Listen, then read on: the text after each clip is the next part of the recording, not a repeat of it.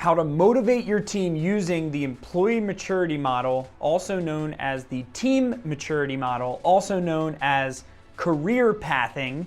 This is if you have a team of people who want to go somewhere in life and you run a business, or you're the manager of a team or the director of a team or leader of a team, you have to learn about the employee maturity model because it allows every single person in your company to know that they do have a growth path in your company.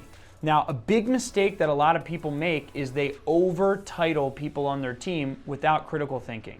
Like, I hear a lot of people say, I have a marketing director. And I think to myself, are they really a director? Do they know what the term director means versus a senior manager versus a manager versus a senior associate versus an associate? Or did they just throw the title director out there? Because oftentimes you over-titled someone, and people need to earn their way to a title as part of the employee maturity model. So let me explain this. This is the top 5, I should stop saying number 1. It's probably one of the top 5 ways to motivate your team, retain high-level team members, and also recruit high-level team members when you show them that there is a growth path for you within our company using the employee maturity model, also known as career pathing. Job titles matter, and you'll know why in this video. The number 1 reason that people stick with companies, by the way, is because they see they have a path to grow within the company.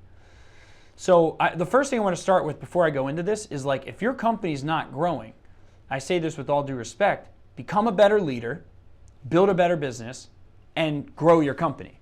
Because people will put 2 and 2 together. A players will not stay with businesses that aren't growing and don't have growth potential. So, like, I say this with all due respect, but find a way to build a better business if your business isn't growing. Become more courageous, make bigger decisions, right? Conquer new markets. Build a place where opportunity is overflowing so you can actually use what I'm about to teach you.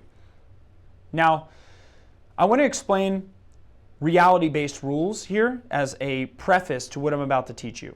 There's a book called Reality-Based Rules of the Workplace, and before I teach you the employee maturity model, which is going to blow your mind, I learned this from someone named Brandon Dawson, who scaled a company and took it public and sold it for hundreds of millions of dollars, and really opened my mind when I learned this. But Reality-Based Rules of the Workplace by Cy Wakeman, someone I've interviewed on my talk show. Cy Wakeman says, the greatest service you could ever do as a leader is explain the reality of your business, right? The reality of a growing business, if you run a growing business, is it's not going to all be perfect, okay? You're never going to have this perfect employee promotion model for every single person on your team. It's just not going to happen, right? So this is a minimum viable output for you to roll out. You can roll it out today. Yes, I'm telling you, today you can roll this out if you listen to what I say in this video. But reality-based rules says that the reality is this. You're not going to have perfect growth paths for everyone in your company, and this is a good enough solution. That is the reality. If you're a small business owner, this is how you give everyone in your company growth paths. So I want to explain first the core focus of this. Okay, the core focus of this is what's the difference between an associate, manager, director, VP, executive VP, and then an owner or partner. Okay, so a associate role in a business is a role that we also call an expert role. Okay, so an associate role is the expert level of any task within the business. Okay, so what does that mean? Well, a salesperson, a highly paid salesperson that makes $100,000 or $200,000 or $500,000 a year could technically be an associate role, right? And they can make more money than anyone else in the company. So the first myth we have to bust here is that for some reason, for you not being a manager, a director, a VP in a company, that you're like a lesser person. That is completely false.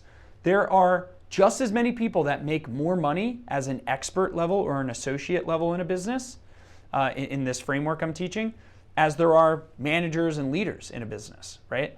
And the reason is expertise is rewarded, right? Expertise also has a ton of benefits, right? To be in an expert role, or what we call an associate role, you are in a role where you just have to focus on a few things, and you can still grow within that expert level role, right? So there's associate roles. That's essentially, look at it like this. An associate level role, you're not managing anyone but the tasks that you're responsible for, and you can be an expert at those tasks, and that's it, right? Now, a senior associate would be like a senior expert role. So like, for example, a copywriter, that's an associate role. A senior associate role would be a senior copywriter or a senior expert, insert whatever expert title you want to use, right? There's very limited managing of people in the associate level. So the main focus for an associate level role, now there's the most job titles, by the way, exist for those expert level or associate level roles. There's unlimited specific job titles for that, and that's okay. And you can make a lot of money in an associate role, okay? In an expert role. Now, everyone says they want to be the next level, which is a manager. So there's associate, senior associate, then there's manager, senior manager, director, senior director. Okay. So manager, everyone says they want to be a manager. Everyone says they want to be a director. Everyone says they want to be a leader in a company. I will tell you this at firsthand. It is not what it's cracked up to be, okay? Being a manager or a leader means you do less of the expertise level work and you spend more of your time training and coaching people, holding people accountable, holding one-on-one meetings, making sure that the strategy is clear in your department, etc., right? So everyone wants manager and director roles, but nobody knows the difference between a associate and then a manager or a director role. So I'm going to explain that difference right now. Now, a manager is exactly what it sounds like, okay? A manager is someone who manages a predefined strategy, okay? Now, a manager could be someone that, like, the executive says, here's everything you need to do. Here's your little team of 4 people and manage the strategy that I set. Or here's your team of 3 people or 6 people or 8 people, whatever the number is, right? The key difference between a manager and a director is that a manager manages a previously determined strategy. A director, sounds like it, right? Directs the strategy. There is an increased sense of proactivity, problem solving, rolling up the sleeves, okay? Raising fires around the business if things aren't on track, instead of waiting for some magical solution person to come and say, hey, manager, here's your perfect solution. A director creates the solution proactively, communicates strategy, and also sets strategy proactively. So there's a big difference between a manager and a senior manager. Now, sometimes someone will have the essential function of a director, but there's factors I want to share with you that will allow you to promote someone from a manager to a director role, which is the top area where promotions, you need to really think about promotions in the business, okay? So there's 3 factors when it comes to promotion. Number 1 is the complexity of the role. Number 2 is the size of the team being managed. And number 3 is the decision-making authority. Number 1, complexity of role. Number 2, size of team. Number 3, decision-making authority. Okay, so let's talk about this. Complexity of the role. If the role is super complex, right? Well, someone could, in theory, move into a director role faster, right? From manager to director, faster, okay? Size of team. Let's say someone is really good, proactively setting strategy. They have director traits, but they're only managing a team of 1 person or 3 people, right? Or 1 or 2 people. Well, the size of their team, they may have director traits, but you should wait until you have a bigger team under them to promote them from manager to director, okay?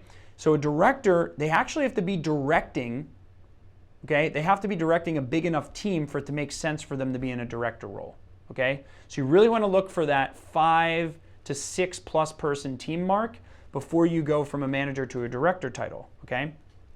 And decision-making authority, okay? Decision-making authority comes down to how much autonomy do they have over making decisions in the business, right?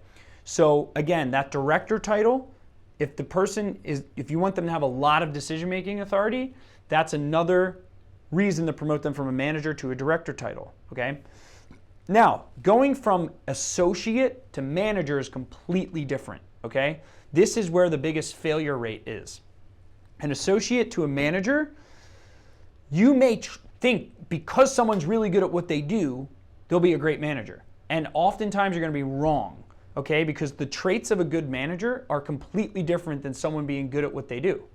So if someone is good at what they do, that's great.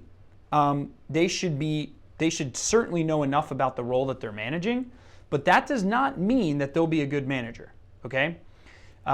Because managing means they have to manage strategy. They don't have to create it under a manager role. Manage strategy, okay, and manage people. Now, can you promote someone from an associate to a manager role if they're managing freelancers? You can.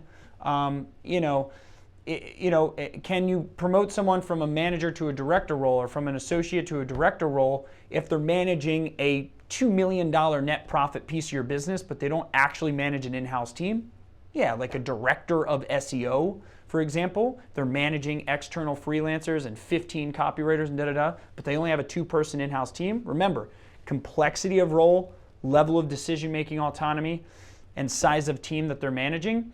But the key thing here is to make it clear that the requirements of a manager are not even close to the requirements of a director, okay? Director is meant to proactively solve problems, proactively look around corners, and proactively create the strategy, okay?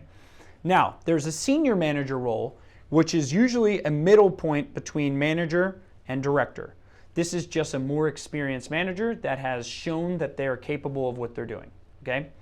A director also has a senior director role, which is again a middle point between a director who was newly a director, and then a senior director would be based on experience, complexity of role, performance, decision-making autonomy, the same things, right?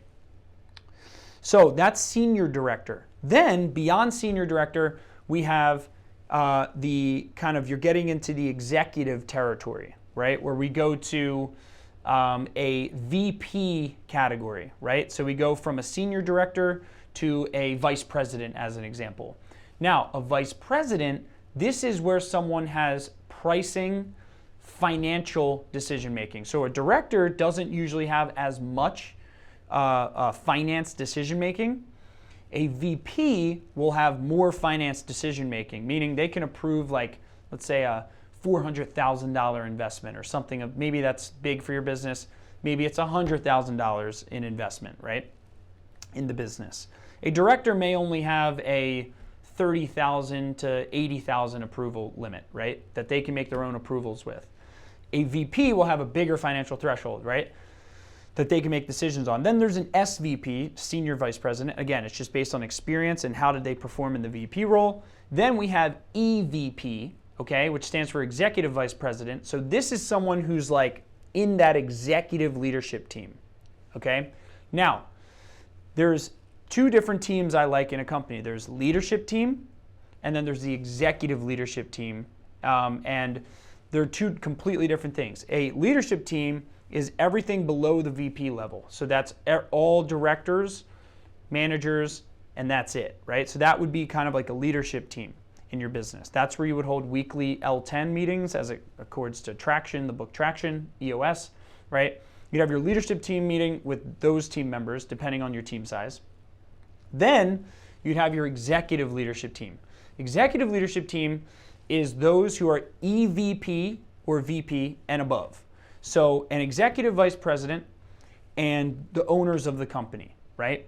So this may be a small team. It should be like a 2 or 3 person team, maximum 5, depending on how many owners you have in the company. That is your EVP team, okay?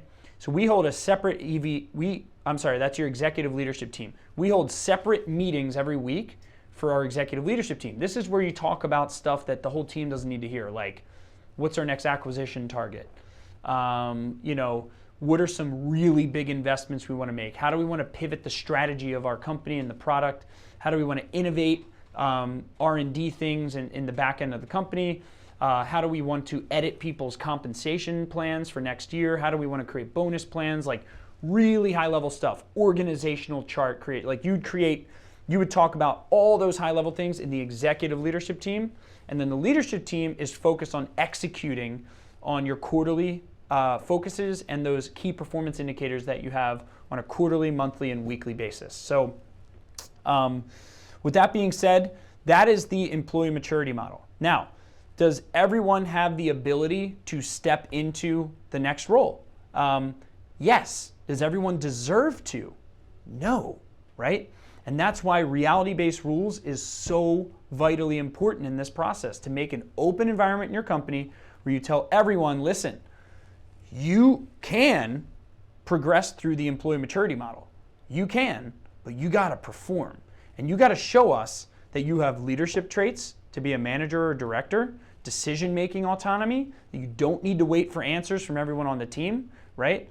And you got to perform, right? You don't want to ask for a promotion ever in this model, okay? You want to prove it. You want to make it so clear to your team that I'm performing so well, I'm exhibiting leadership traits, I'm an A player, I'm a culture fit, right?